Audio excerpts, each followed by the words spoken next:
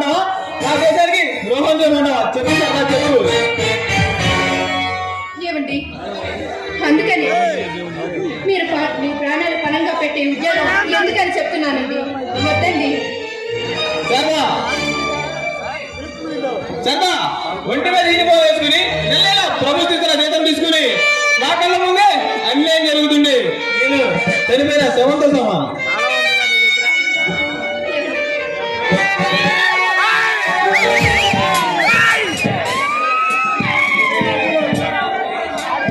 ఏమండి, అంత మాట అనుకోండి, నేను భరించలేను.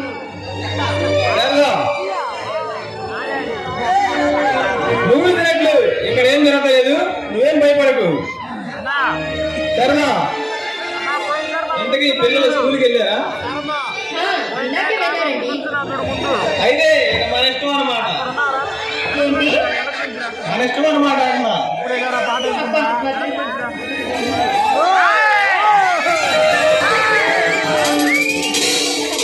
అందరూ చూస్తున్నారండి, అయినా మీకు వేళ పాడనే ఉండదా?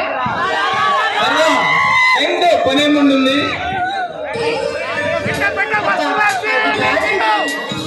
ఎవరైనా చూస్తే బాగుంది కదా. చూస్తే చూడే జరుగుతా. నేను కౌగులించుకుంటుంది బాగుండే కదా. మీరు మరి శాడిస్ట్ లా తయారవుతున్నారండి.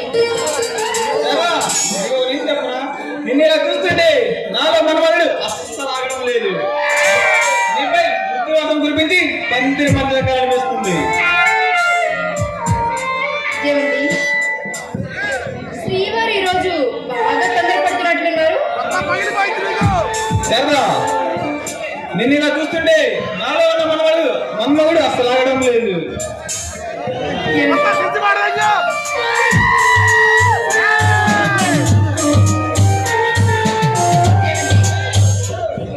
ఏమండి, ఈ రోజు పిల్లలకి ప్రోగ్రామ్ ఉందంట. మన ఇద్దరిని రమ్మని చెప్పారు. త్వరగా రండి. సరదా ఈరోజు మాంగాలి గారి తమ్ముడు ఫోటో తీసుకెళ్ళాలి.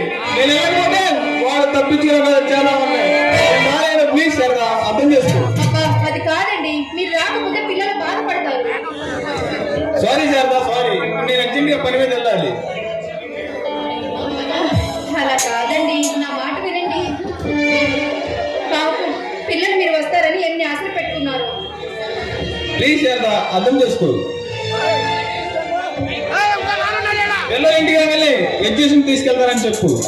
సరే, అయితే ఎగ్జిబిషన్ తో పాటు మూవీ కూడా తీసుకువెళ్ళారా? తప్పకుండా సరదా.